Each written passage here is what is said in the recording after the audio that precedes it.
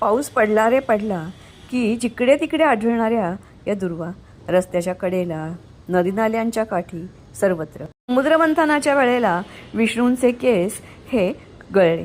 त्यांना अमृताचा स्पर्शही झाला आणि मग हे केस सागराबरोबर लाटांबरोबर वाहत वाहत जमिनीवर आले आणि मानवाच्या कल्याणासाठी इथेच स्थिरावले. त्या म्हणजे या दुर्वा. दुर्वा म्हणजे दूर राखणाऱ्या सर्वच निगेटिव्हिटी, आजार, रोग, राई, वाईट विचार, शत्रू यांना. तर हे एक प्रकारचं गवतच, पण आयुर्वेदात त्याचे शेकडो उपाय सांगितलेले आहेत. यांना अशी 2दा वर्षातून फुलं येतात.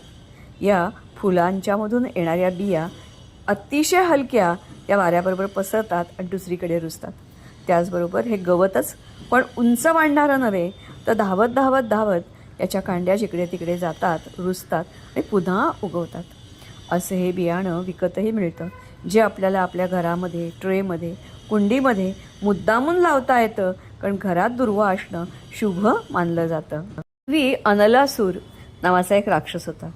त्यांनी पृथ्वीलोक आणि स्वर्गलोक सगळ्यांना हैराण करून सोडलं होतं. गांजलेले सर्व देव मदतीसाठी गणेशाकडे गेले. वक्रतुंड महाकाय सूर्यकोटी समप्रभ. गणेशानं राक्षसाला चक्क गिळून टाकलं. मात्र अग्नीच तो त्याच्या पोटात प्रचंड आग व्हायला लागली.